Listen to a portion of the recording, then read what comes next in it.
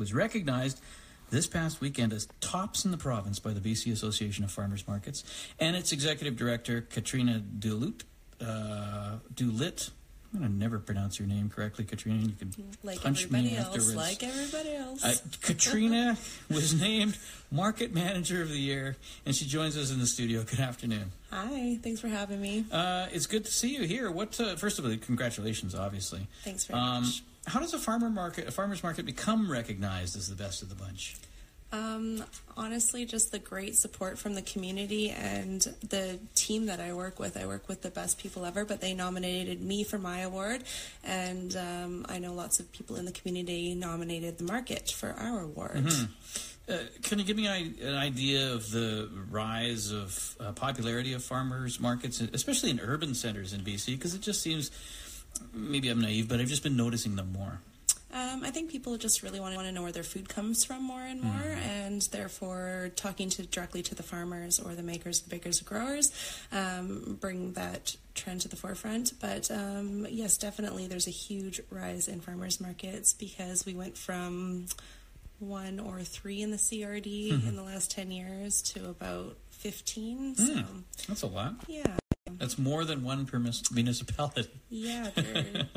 How many are there in BC? Do we keep 145 are associated with the BC Farmers Market Association, but who knows how many unregistered farmers markets there are or crafters markets that do sell farm produce. Because there's a strict set of requirements to be recognized as an official farmers market, is that right? Yeah, absolutely. The BC Association of Farmers Markets really wants to support farmers and food producers at the forefront. So therefore you can't have resales of crafts or other things. Everything needs to be handmade, baked, or grown. Well, I guess fair enough in a sense. It's fantastic.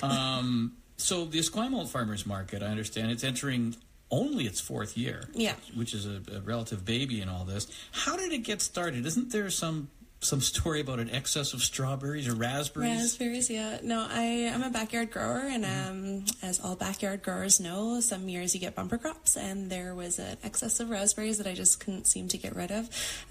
So I tried to have a farm front stand at my driveway, and that seemed to be a bylaw changing requirement. I needed to do that, which sounded like a lot of work. So then I started a farmer's market, which I'll have you know was not less work. So you're not allowed to... So kids selling lemonade on the street of Esquimalt. Yeah, they're breaking the law. That's no, I'm just joking. Laws. I don't know. Probably are, They probably are, but I'm sure no one would ever say anything. When you started this, did you visit other farmers markets to sort of get an idea of what works and what doesn't work, or did you just stride in there and go, okay, this is how it's going to go? No, absolutely. I love visiting farmers markets. I love buying fresh produce. I like growing my own food. It tastes better. It's better for you. But I did consult Alex Harnd, who started Oakland's Sunset Market, and then I had Kyle Goulet from Moss Street Market as well help me in the building process. So I feel like I had some amazing mentors that were guiding me. I've never thought of Esquimalt as a farmers market hotbed. I used to live in Esquimalt, and there wasn't one then. Why did you think it would work there? To my knowledge, there was a farmer's market there for about a decade, but it didn't really showcase local food. I also think the timing was different. Right now, it's what they want. People want to eat craft food. They want to eat local food. They want to eat food with less chemicals on it. But in Esquimalt, as you know, there's not really a lot of things going on. Everyone needs to go to more the urban center of Victoria to do the things. Ribfest was a huge success the year before we started, and then the TCAC puts on excellent events as well. But so now with the Farmers Market weekly gathering, I think people really love being there, and then have found a new love for the local food movement in the community too. How affordable are the products there? Products are the same price as what you would buy at higher end grocery store point a lot of the time. Sometimes in the high season, you can get them for less than you would pay in the grocery store, but I have to stress that the nutritional content of farmers market grown things is much higher and much healthier, as well as you're supporting the local economy when you buy fresh and local. There is Tamara from Bright Greens Canada, and you can buy her greens and they'll last in your fridge for weeks. Yeah, that's amazing, isn't it? Right. Like, a lot of people just don't know that if you don't. I mean, I grew up in a time in Calgary where, you just bought everything in the store, and it would go bad very quickly. In like 2 or 3 days, because it's been shipped from somewhere across the world, picked 6 weeks ago. So, Tell me about some of the innovative aspects at the Esquimalt Farmers Market. There's a special currency used only there. Is that a unique thing? It's not completely unique, but it's definitely not across the board at farmers markets. We really wanted to be part of the BCAFM when we first started, but we were fearful that we were not meeting the requirements, which we definitely were. And they have a BC coupon nutrition program, which we hope to be a part of this year. So instead of having that, we decided to start our own currency, which would then create a micro economy for the farmers market. With that, we also had community businesses sponsor those dollars, where we used half of the money for marketing ourselves and half of the money to give to places like the Rainbow Kitchen and the Esquimalt Neighborhood House.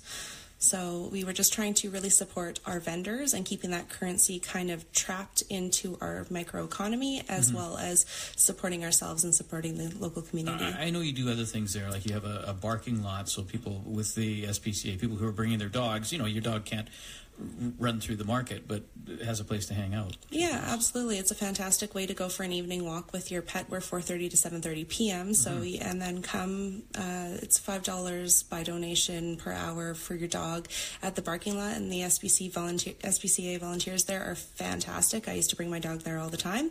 And then you can buy your things and someone can watch your pet. What's the difference? It's an evening farmer's market. Maybe that just makes it more cool. Like it has a absolutely. We're super cool. Come on now. Come on down. Yeah. Really? Yeah, no, but I mean, you know what I mean, right? Yeah. Sometimes it's a little more fun to, especially in the summer, the long evenings. Yeah, you've done a long day at work. Come down, eat from the food trucks, listen to the music, sit on the grass, meet your buddies, have a good time. What's new for the Esquimalt Farmers Market this year? I mean, sustainability is always Sustainability is one of our top-rated priorities. We really want to see more people showing up with their own plates, their own cutlery, their own containers to drink from. We do require all of our service vendors to have compostable wares, but we would prefer to have more of a zero waste market where we're creating less waste.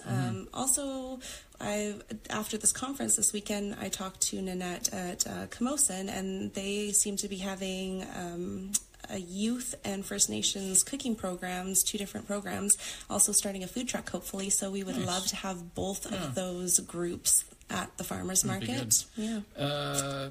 Katrina, what do you say to anyone else listening who wants to start a farmers market or maybe bring one to their community? Yeah, please do it. I think that's fantastic. The more we support local people, creating local food, the less the food has to travel, the better everyone's going to be. And I think the more that we can grow food locally, the more these prices can start to come down, and we can also appreciate the value of what is. Right. And get a team.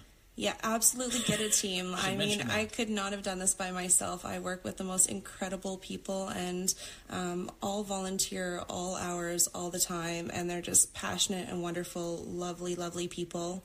And if you want to volunteer, go look on our website and come volunteer with us. I like that. A little pitch for that. Yeah. Katrina, thanks for joining us today. Really, thank you so much for supporting the market this way. Katrina Dwulit is the manager of the Esquimalt Farmers Market, which is named this weekend as the top farmers market in the province. Katrina was also named the top farmers market manager in BC. The Esquimalt Farmers Market runs year-round. It's indoors currently at Esquimalt Rec Centre, Thursdays 4:30 to 7:30, once a month in the low season. Then it moves outdoors to Memorial Park on May 24th. It's 19 minutes past 4 o'clock. David Lennam with you.